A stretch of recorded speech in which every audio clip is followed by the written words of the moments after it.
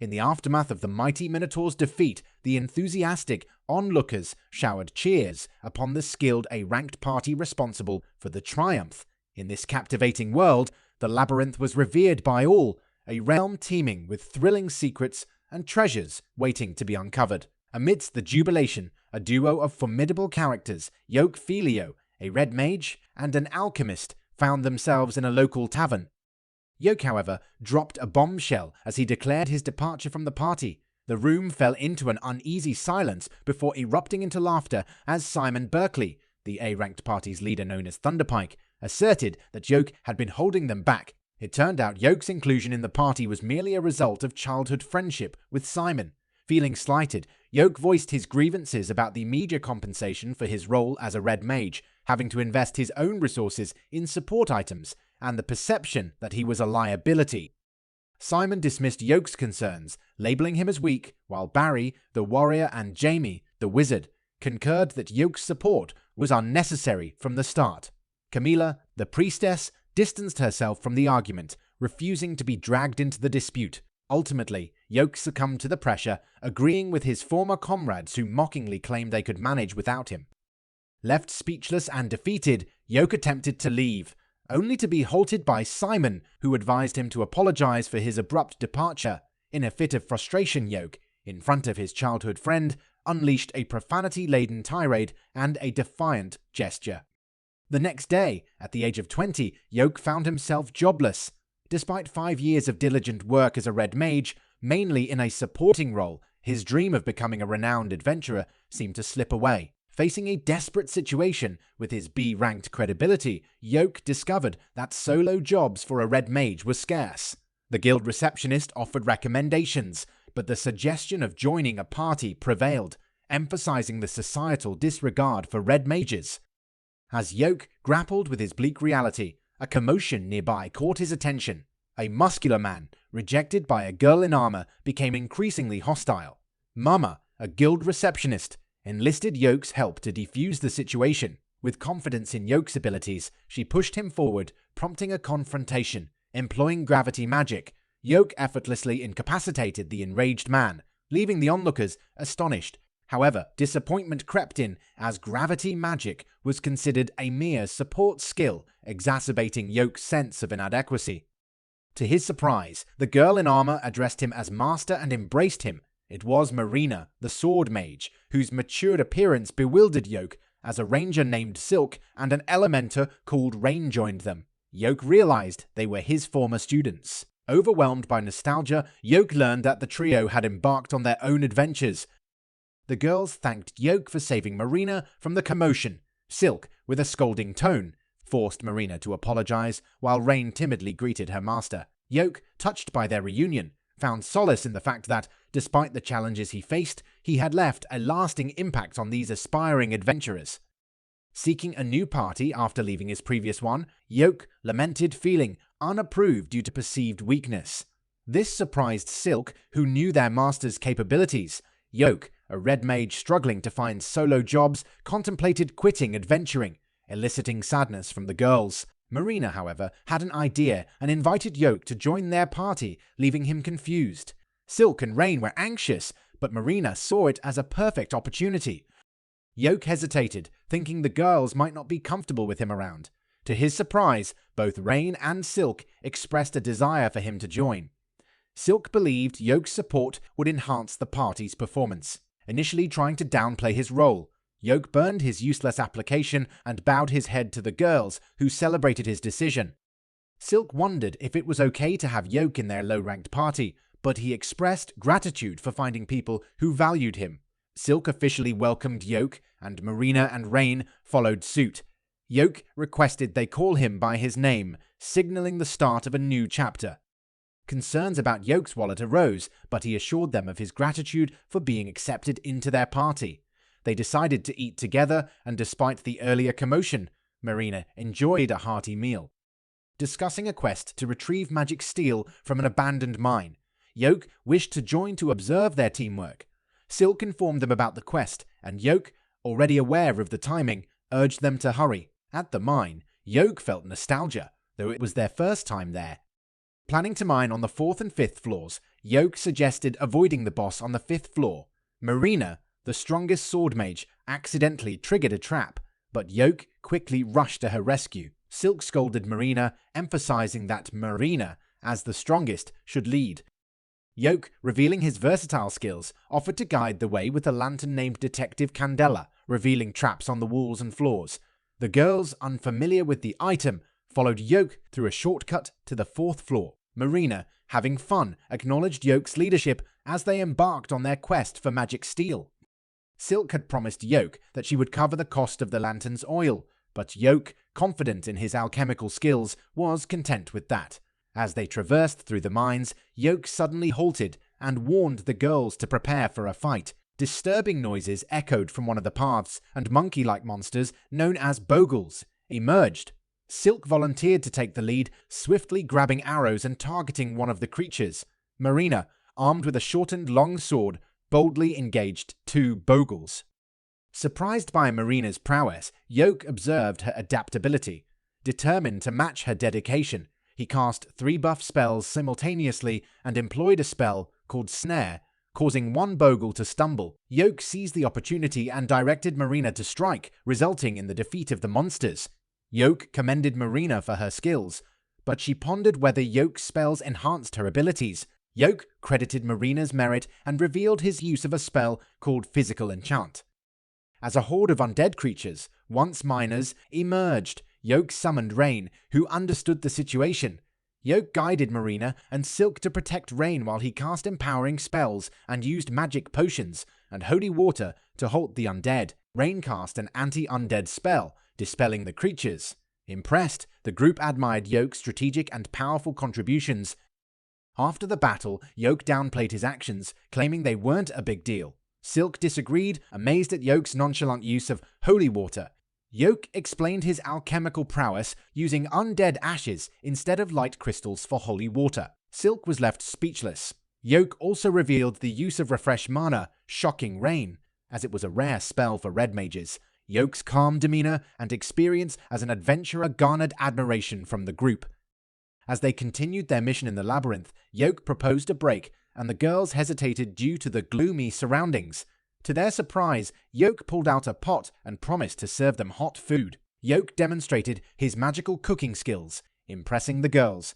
Despite initial hesitation, they were amazed by the warm meal Yoke provided, and he even assured them of its safety. Marina, expressing concern, questioned the soup's content, and Yoke reassured her it was not seafood, citing his previous experiences with the magical pot. Yoke played a pivotal role in their progress on the 4th floor, and the girls turned to him for guidance. During a break, Yoke surprised them with his magical cooking skills, adding a touch of comfort to their challenging journey. Sip delighted in the warmth of the soup, remarking on its rich taste. Rain also sampled it and confirmed it was clam chowder. Marina couldn't shake the feeling that she might be dreaming, finding herself enjoying warm food within the labyrinth. Yoke explained that he used a tool called soup stock acquired from ruins and fixed it up. However, every use produced a random soup. Rain, the mage, became more interested, and Yoke wondered if she had dwarf blood due to her fascination with magical items.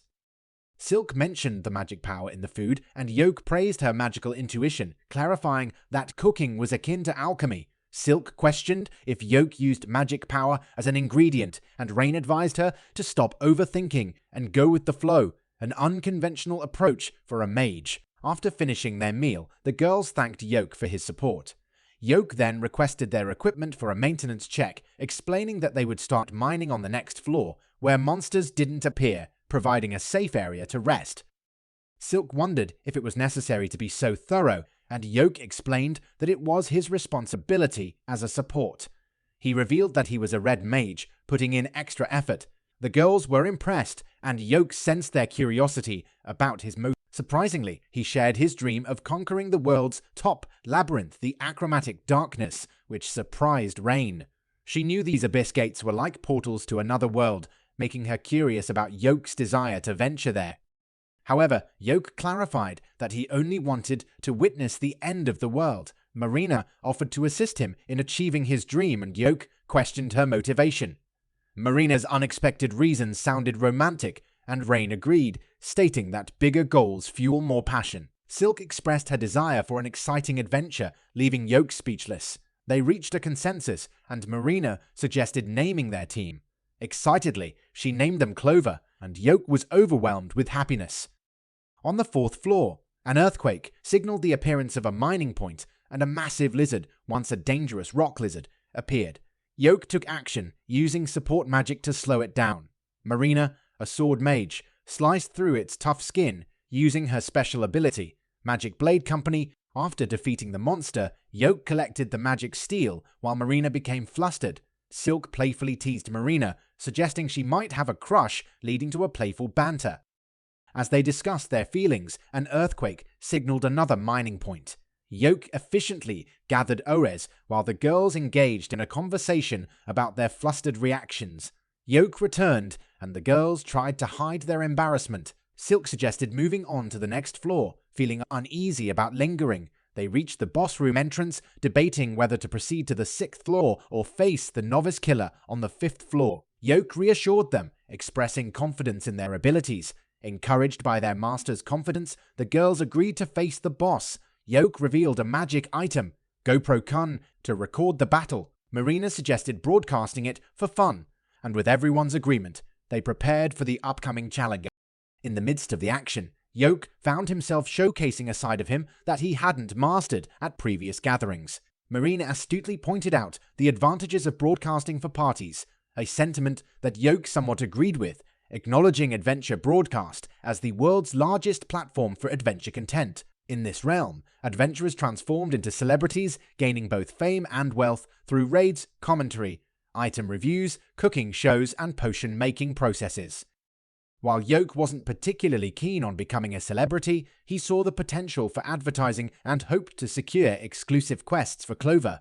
Despite Yoke's assertion that maximum effort might not alter their fate, he was determined to prove himself. Activating his GoPro for the broadcast, Yoke cast 3 support spells, Great Haste, Blink Shadow, and Protect Shade, on himself before boldly stepping through the door where the floor boss awaited. Announcing Clover's inaugural adventure broadcast, they confronted the colossal steel crab, swiftly charging towards them without warning. The monster posed a formidable challenge.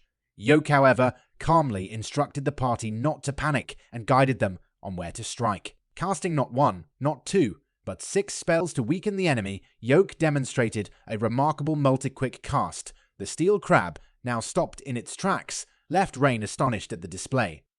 Yoke decided to conclude his spellcasting extravaganza with gravity, causing the steel crab to collapse, shaking the very earth beneath them. As the girls hid behind Yoke, he encouraged them to seize the opportunity to attack the now crippled monster. However, upon closer inspection, Yoke realized with a cold sweat that he had accidentally defeated the boss monster on his own. Admitting his mistake, Yoke was met with a surprising reaction. Marina praised him as fantastic, expressing awe at the multiple quick cast. Despite Yoke's intention to provide support, he had inadvertently become the star of the show. The girls showered him with compliments, leaving Yoke embarrassed but acknowledging the weakness to flattery. Explaining his strategy, Yoke detailed the use of various spells to cripple the monster strategically. While apologizing for unintentionally stealing the spotlight, the girls were delighted by the spectacle. Moving on to unlock the treasure chest dropped by the boss monster, they discovered a trove of ores, top-notch ingots, and a substantial amount of magic steel, fulfilling their mission. At the Finesse Adventurers Guild, a ranger and thief named Cork complained about being part of the Thunderpike party led by Simon. He labeled the party's abilities as a mistake and expressed frustration at their demanding tasks. The absence of Yoke had left the party struggling, evident during an encounter with dire wolves on the 4th floor of a certain maze. Simon, Barry, and the rest found themselves in a perilous situation, facing stronger monsters than before and questioning the change in their usual dynamics. Simon, however, vehemently forbid any mention of Yoke's name, casting a shadow over the once prominent Thunderpike party. The newcomer, Cork, found himself in the unenviable position of being blamed for the dire situation they were facing. Trying to salvage the situation, Cork explained that he had warned the overconfident duo about the dire wolves and the importance of beast repellents, but his advice fell on deaf ears. Simon, one of the party members, was oblivious to the existence of beast repellents, and Cook clarified the necessity of using them to mask their scent from the wolves. As they bickered, a sudden attack from a dire wolf left Jamie, the mage, battered and vulnerable. Simon and Barry rushed to her aid, with Simon realizing the severity of her injuries. Desperate for healing, Simon turned to Camilla, only to discover that she was out of mana. In the midst of the chaos, Cork suggested a tactical retreat, revealing a safe path he had identified earlier. Despite their efforts, Jamie remained unconscious, prompting Simon to instruct Camilla to use a mana-replenishing potion. To their dismay, the potion had run out. Simon questioned the lack of supplies, and Barry placed the blame on the party's porter, emphasizing the importance of their responsibility. Cork offered a potion, and as Simon applied it to Jamie, tension escalated. Cork, asserting his leadership insights, lectured Simon on the responsibilities of a leader. Simon, angered by the critique, blamed Cork for the predicament. The argument intensified, with insults exchanged, leading to Cork's decision to leave the Thunderpike party the next day. In a contrasting scene, the Clover group enjoyed a relaxed dinner at a tavern. Yoke, their leader, received praise from the girls who were grateful for his kindness. Yoke, attempting to maintain composure, was surprised when the girls suggested him as the official leader of the Clover party. Reluctantly agreeing, Yoke found himself overwhelmed by the trust placed in him. As Yoke distributed rewards, Silk referred to him as Master, revealing a subtle shift in dynamics. Yoke inquired about their days off, praised Silk for her management skills, and unintentionally became the subject of admiration. Marina's casual mention of joining Yoke at the market sparked teasing from Silk and Rain, turning the outing into a group event. Yoke's concerns about being perceived as a bad guy were dismissed by Marina, and the girls expressed their excitement. The narrative then shifted to a flashback of Yoke's encounter with the request board, contemplating the party's upcoming quests.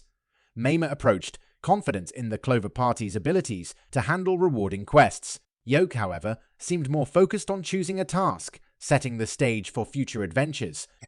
In the midst of Yoke's earnest consideration of the quest presented by Mama, a quest meant to provide invaluable experience for their group, the atmosphere took an unexpected turn. Yoke, fully committed to the gravity of the mission, found himself amused by Mama's playful observation of his newfound seriousness in the role of a master adventurer. Despite Yoke's gentle protest against teasing, Mama persisted with a quest tailored for Yoke, revealing itself as a C-ranked mission involving the delivery of essential pebbles from the Iman waterfall. Yoke, somewhat taken aback by the quest's rank, questioned the unusual classification for a simple delivery task, usually designated as D-ranked.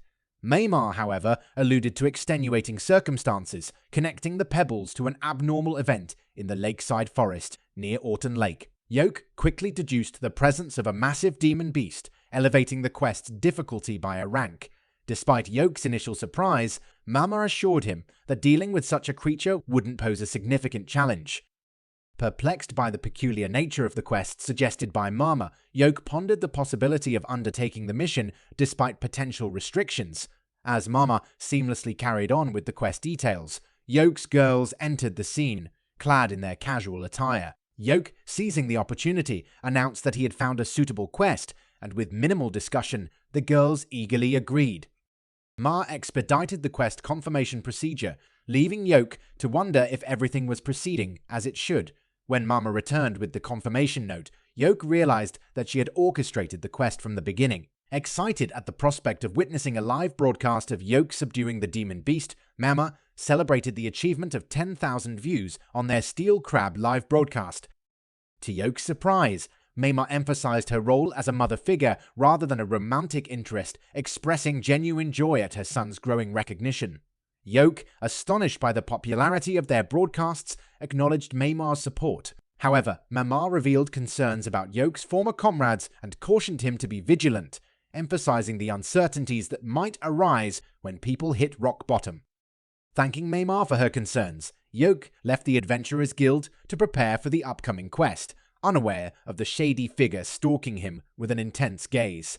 As Yoke continued on his way, the mysterious person clumsily followed. Growing suspicious, Yoke decided to confront the individual in a secluded corner, revealing himself as an E-ranked adventurer named Vaya. In the ensuing conversation, Veo accused Yoke of repeatedly approaching the girls and ordered him to leave his party. Yoke, denying the allegations, kept the conversation brief, prompting Veo to draw his sword in a threatening manner. Employing his skills, Yoke used Snare and Sleep Mist to incapacitate Veo discreetly, allowing him to leave the area without raising suspicions. Reuniting with the girls in the carriage, Yoke shared the encounter with their stalker.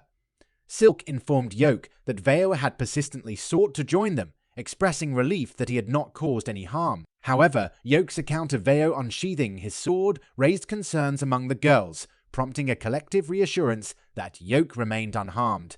Grateful for their concern, Yoke was relieved that Veo's peculiar actions had not escalated into something more dangerous. The impression the girls had of Yoke was profound. They marveled at his maturity despite sharing the same age. To Yoke's surprise, he learned that Silk and Marina were also 17, the same age as him. Initially, he had assumed Silk was the elder. Rain, the one who appeared the most childish, turned out to be the eldest among them. As Yoke pondered this, Rain sensed his thoughts and wondered if he was thinking about her underdeveloped body. This led Yoke to apologize as they reached their destination. Beside a clear lake in the lakeside forest of Orton, Marina noticed a giant tree. Yoke reminded everyone to focus on the quest.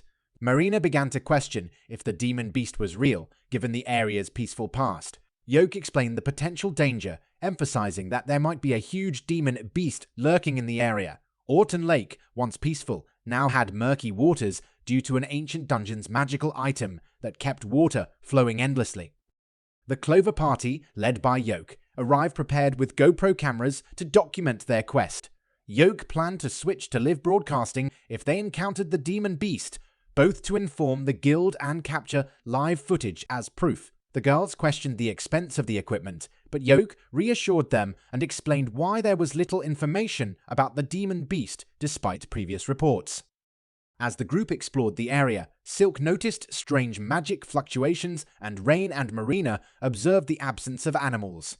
Yoke, appreciating the girls' perceptiveness, cast protective spells and sneaking moves as a precaution. However, their tranquility was shattered when a loud, ominous sound interrupted them. Yoke sensed danger and a massive Horik monster, Zarag, a B-ranked creature, emerged, surprising everyone.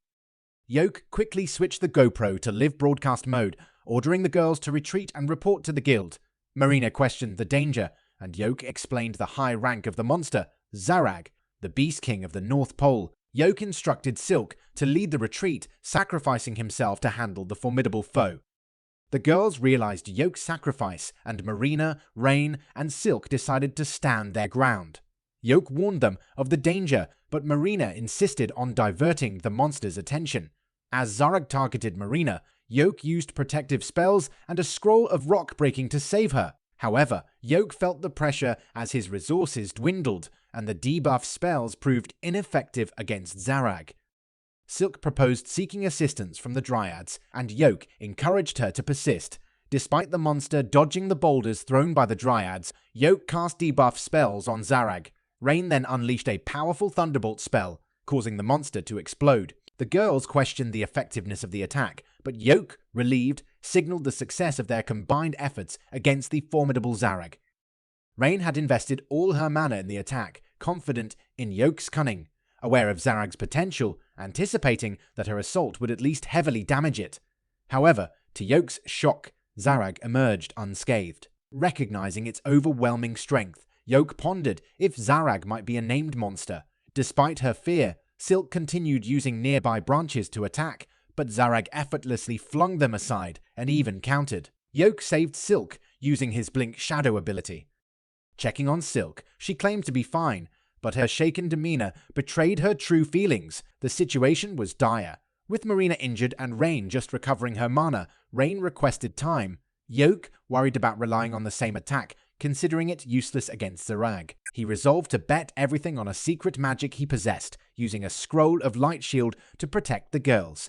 Yoke urged Silk and Rain to distract and restrain Zarag, advising Marina to conserve her stamina for the final strike.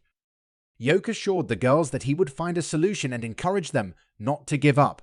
Silk, displaying a brave expression, agreed, bringing relief to Yoke. Activating an enormous magic circle, Yoke bet everything on a combination of all the spells he knew. Silk instructed Marina to prepare, and with the assistance of dryads, Marina restrained Zarag temporarily. Rain encased Zarag in an ice coffin, and Silk, with Dryad's help, held it in place. Yoke unleashed prismic magic, the last chance given by the girl. As Zarag seemingly shrugged off the attack, it suddenly began tearing up and foaming at the mouth. Confused, the girls watched as Zarag succumbed to Marina's powerful strike, its head rolling to the ground.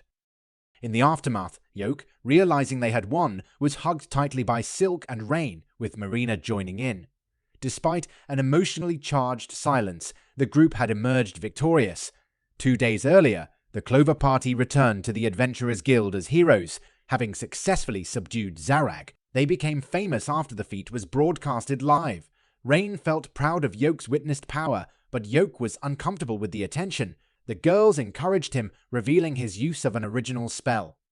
Marina, amazed by the revelation, questioned Yoke about the magic's workings. Yoke explained the combination of alchemy and various types of magic, including status ailments and debuffs. Rain, impressed by the concept of multicasting, noticed a mistake on Yoke's face. Upon inquiry, Yoke shared his concerns with Rain.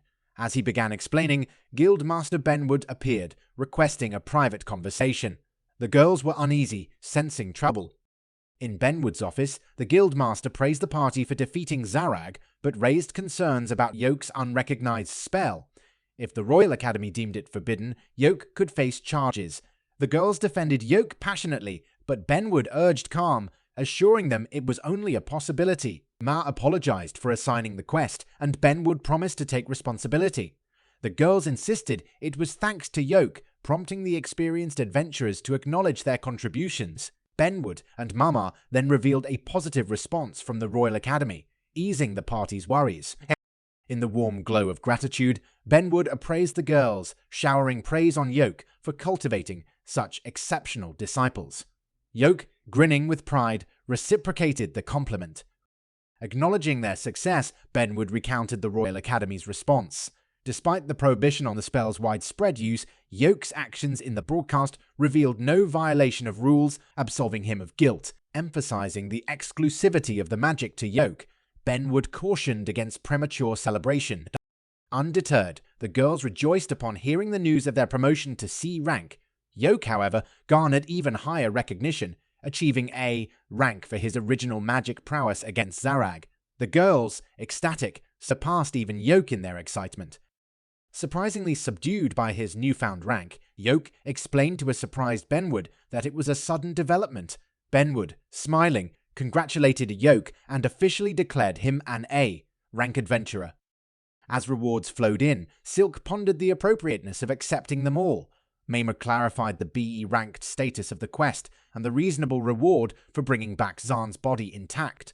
Benwood, displaying generosity, offered a personal reward of 1 platinum coin, deeming it a mere trifle. The girls, shocked by the amount, celebrated achieving their goal of buying their own bus. Silk, uneasy about the significant reward, received reassurance from Yoke, who urged her not to be formal and expressed full support for their dreams. Despite playful teasing from veterans, Silk warmly agreed, solidifying their camaraderie. As the Clover party left, Benwood, amused by the ease of teasing Yoke, reminisced about the old days. Mama cautioned him about going too far, but Benwood argued that Mama was even more relentless in teasing. Their conversation turned serious as they discussed a named monster's unexpected appearance in Autumn, foreseeing potential chaos. A month ago, a show featuring the Clover party aired, creating excitement as they faced the monster Lefty Hand. Commentators praised Yoke's leadership and multicast skills. In the crowd, Simon, from Yoke's old group, seethed with anger, frustrated by Yoke's success and the adulation from spectators. Embittered and struggling with Thunderpike's failures, Simon blamed Yoke for their misfortune. Barry suggested recruiting Yoke back to Thunderpike, acknowledging Yoke's superiority and the success they enjoyed together. Simon, initially confused, eventually agreed, realizing the potential benefits of having Yoke. As Yoke left Thunderpike on his own accord, Barry reassured Simon that Yoke would return, citing money as the primary reason for his departure.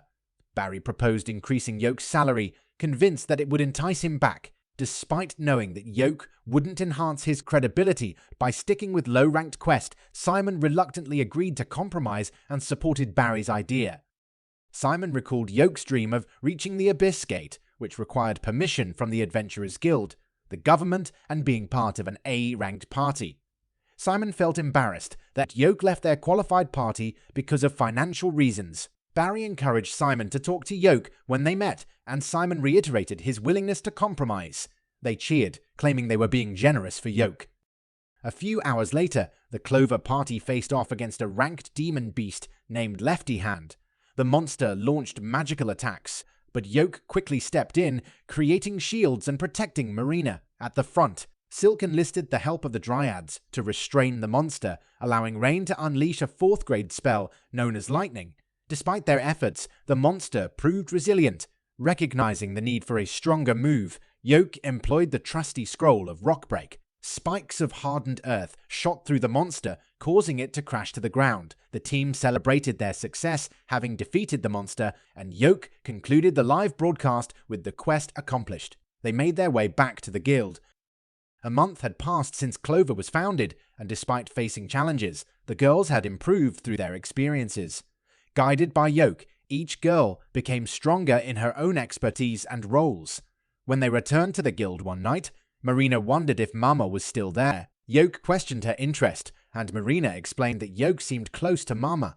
Yoke shared that Mama had been a great help when he was a newbie adventurer, once known as the Grey Hermit and the strongest among the previous generation of adventurers. Rain teased Marina about being jealous, but she denied it.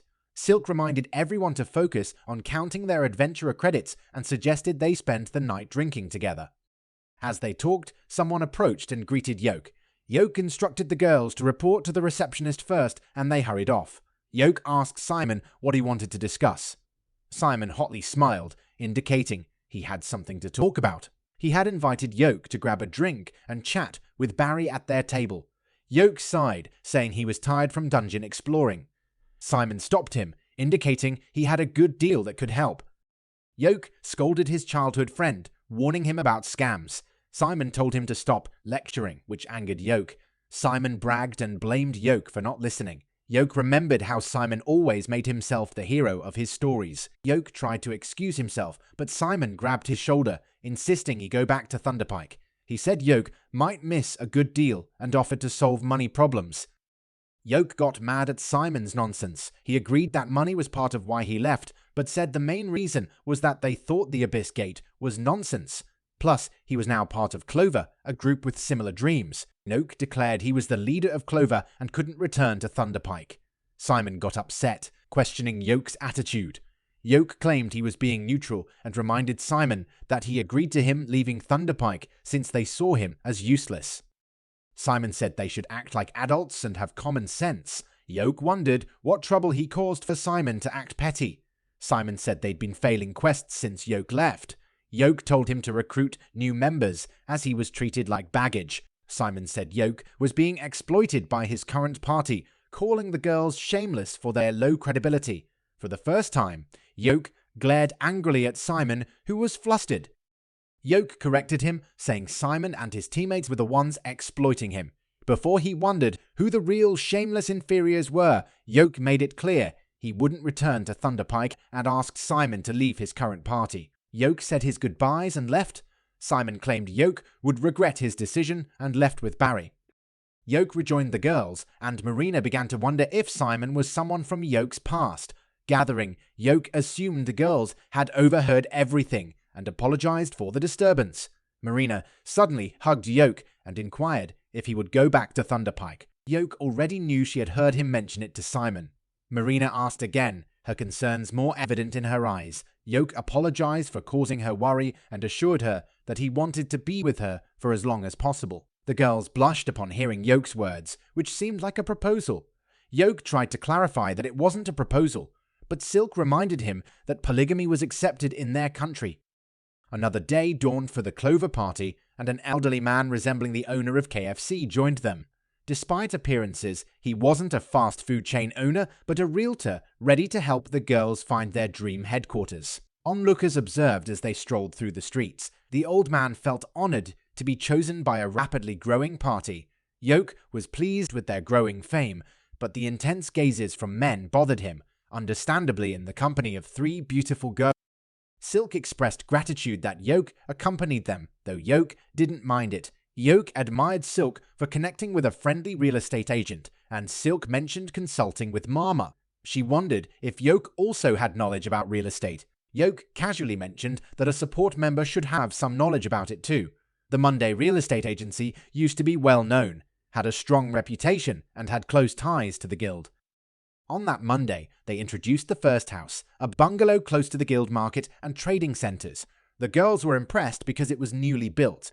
However, Yoke noticed some shortcomings, particularly regarding security. He explained that bungalows are easy targets for theft, especially.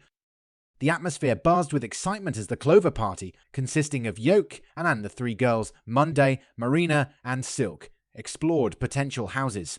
The first one left a lasting impression on Monday, and Marina loudly supported Yoke's insights. Despite the great house, the party decided to check out the next one. Their next stop was a huge renovated apartment building with shared spaces and individual rooms.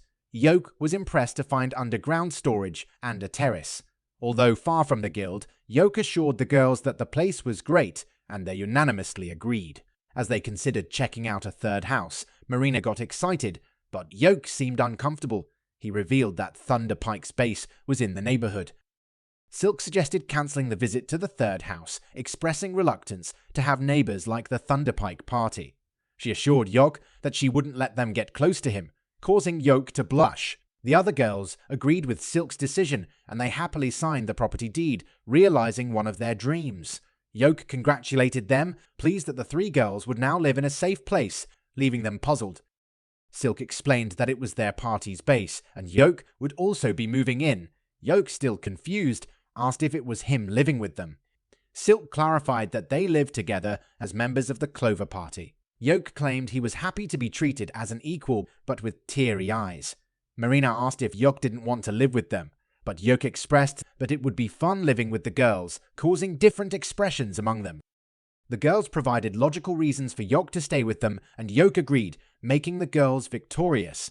Still, Yoke suggested putting locks on every room, and the girls agreed, understanding what he meant. Silk decided to contact the moving agency for an early celebration.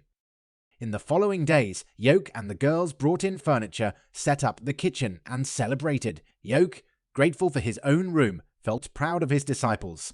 Later, Rain knocked on Yoke's door in her casual sleepwear, and Yoke felt flustered seeing her vulnerable state. Rain asked Yoke for a favor, pointing out that he hadn't added a lock to his door, despite instructing the girls to do so. The next day, Yoke and Rain visited the marketplace with numerous magical items on display. Yoke noticed Rain acting strangely since the night before and questioned her. Rain apologized and, feeling unsure, mentioned it was her first time going out alone with a boy. Yoke took her hand, causing an awkward silence. They laughed it off and wandered the market together. Rain, feeling awkward, eventually asked if Yoke was considering returning to his previous party. The atmosphere turned serious, and Rain suggested Yoke pursue his dream with the A-ranked party instead. Yoke expressed his happiness with the Clover party, and they headed home together. Suddenly, a thief snatched a magic item from Rain, and the cat girl appeared, skillfully apprehending the thief. Yoke and Rain were amazed by her skills, and Yoke recognized her as a Fae, known for keen senses. The cat girl, unaware of Rain's feelings, speculated if Rain was Yoke's little sister, causing emotional distress. She then assumed Rain was Yoke's girlfriend, leading to a smile on Rain's face. Later, the cat girl invited Rain to join her, fixed Rain's hair and teased Yoke and Rain. Yoke, impressed, considered inviting the cat girl to join the Clover party. A week later, Yoke and the girls arrived at a dungeon with new gear from the Earthy Workshop. Yoke instructed them to go on their first mission as a team. The Earthy Workshop had hired Quattro to explore a dungeon named Eon, located far from where Yoke and the girls came from. They had to go through a nearby dungeon named Eon, all the way up to the 4th floor. The party was now ready for their adventure, showcasing the quality expected from the renowned Earthy Workshop. As the Clover party concluded their exploration of Eon, they stumbled upon a path leading to another mysterious dungeon named Odrid, signaling the potential end of their journey. Yoke, however, remained unfazed, deeming Eon as unchallenging and assuring the girls that their well-equipped gear, obtained for free, would see them through. Despite the complementary nature of their equipment, Yoke reminded the girls to handle it with care, emphasizing its appearance in future advertisements. This reminder left Marina puzzled, as Yoke had previously explained the promotional aspect. Yoke clarified that their footage in the dungeon would serve as a promotional tool for Earth's new products. Marina, feeling unprepared due to neglecting her skincare routine, began to panic. Yoke, however, reassured her, asserting the beauty of her natural skin and hair. Silk, sensing Marina's anxiety, questioned the feasibility of successfully completing their task. Yoke, maintaining confidence, assured Silk that she was the perfect fit for the equipment. Meanwhile, Rain observed the situation, feeling embarrassed for the other girls. Yoke then turned his attention to Rain, but instead of complimenting her, he provided instructions on how to make their video more captivating. Rain silently pouted, and Yoke wondered about the source of her discontent. Silk intervened, inquiring about Rain's appearance in her new outfit and noting the accessories and ribbons. Yoke casually described Rain as cute, causing her embarrassment and earning Yoke a scolding from the other girls for being excessive. Once the girls received plenty of compliments, they proceeded to the dungeon, which revealed a visually appealing interior. Yoke guided them through the dungeon, pointing out the staircases on each floor due to the spatial gap between them.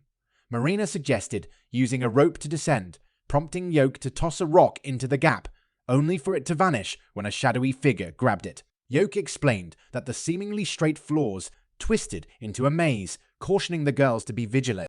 Silk wondered about the existence of floor bosses, leading Yoke to recount a chilling tale of a distant past floor boss called the Shadow Stalker. This humanoid boss, wielding a lantern, guarded treasures using forbidden dark magic capable of causing pain and awakening the dead. Yoke warned the girls about the dangers associated with this magic, teasing them about a lurking monster. In the midst of this, Yoke playfully frightened the girls, leading to a brief hug-induced commotion. The girls, once reassured, continued their adventure, unaware of a pair of bright eyes observing them from the shadows. The Clover party encountered traps, battled monsters, and discovered a magical bag, all while anticipating another delicious lunch prepared by Yoke. However, Yoke sensed something amiss with Silk, who detected a strange smell ahead. Yoke, recognizing the danger, immediately instructed the girls to step back, narrowly avoiding a powerful attack. A group of orcs emerged, leaving Yoke puzzled about their presence. Silk, displaying disdain, revealed that orcs were once enemies of the elves, recalling their destructive history. Despite Yoke assuming the low rank of the orcs, their cunning and numerical advantage posed a threat. Silk, quick thinking, used a scroll of light shield, and with Yoke's confidence in their abilities, they engaged the orcs. Silk enlisted the help of dryads, pushing the orcs to the edge of the floor. Rain cast a tier 4 fireball spell, and Marina swiftly dealt with the remaining orcs. Impressed by Silk's composure, Yoke contemplated her potential as a future leader. Amidst the celebration, Yoke checked on Silk, praising her reliability during the encounter. Silk, seeking credit, acknowledged the prejudice against dark elves, stemming from rumors of their betrayal during the war with orcs. Yoke, surprised, commended her, recognizing her strength and reliability. Wondered if orcs could really distinguish the difference. With a smile, he dismissed it as a superstition. Silk agreed, thanking him. Just then, Marina approached, holding a scroll that they had obtained from the orcs and checking. Yoke had claimed that it was the letter of revelation that could awaken the power of grace deep within. Essentially, an important item. He assumed that the orcs had looted it from dungeons or deceased individuals. It was not an item that was supposed to appear in Eon Marina. Wondered if it was from Odred, and Yoke agreed. Absence of floor bosses in Eon. Yoke wondered why orcs would venture deep into the labyrinth, and why they had come. In the first place, Yoke knew that orcs were a looting race that targeted lower floors of high-level labyrinths. Pondered what caused the orcs to appear in Eon. Yoke assumed that something had chased them, and that, threatened by something, Yoke used Zarag as an example, leading Rain to assume that it could be a demon being. Yoke attempted to deny that assumption. Marina suddenly turned pale and told Yoke to look behind him. Yoke then turned around, and his eyes widened. A shadow in a human shape with bright eyes appeared. Yoke had warned the girls to be cautious. Because the monster known as Shadow Stalker hadn't been seen for over 10 years, suddenly the Shadow Stalker sprang up and revealed itself to be a recorded mysterious being. Everyone was surprised, and the Shadow Stalker disappeared into the darkness. Yoke, seeing it escape, debated whether they should pursue it or ignore it. When near the staircase, considered a safe area, Silk suggested ignoring the Shadow Stalker. Marina agreed, not sensing any hostility from the shadow monster. However, Rain thought it would be better to catch it to gather more information about the monster. Despite Rain's suggestion, Yoke decided to follow the majority and ignore it, but they still needed to be cautious because the undead type of monster. Marina was surprised to learn that the Shadow Stalker was undead, and Yoke explained that some undead monsters had intelligence and could attack at any time. Yoke reminded the girls to be careful against dark magic, especially curses that could only be broken by killing the caster. However, some curses had different conditions. They would only disappear when certain conditions were met or end, and in the worst case they could last until the victim died. Found it absurd, and Yoke explained that using dark magic also had a price to pay. Even holy magic like purification undead wasn't enough to defeat them unless weakened. Yoke reminded them to be careful and to use holy water. Moving to the next floor, the group reached the staircase and had lunch. Marina wondered why monsters appear on the stairs. Yoke explained that it was one of the many mysteries of labyrinth dungeons. He gave an example, a monster born from the labyrinth's magic power, which explained why they stayed in one area. Yoke shared his idea that floor represented different worlds and showed the girls an illustration. The girls assumed that this was why Shadow Stalker couldn't approach them. Yoke advised them to relax and get ready. However, he couldn't shake off the memory of weird events, including the appearance of the Shadow Stalker. He thought about worse things that could happen, but it was too early to dwell on them. Yoke wondered if there were still monsters on the way. Soon after, Yoke and the reached the 4th floor and found it to be very dark. Yoke then asked Silk to seek help from the spirits of darkness.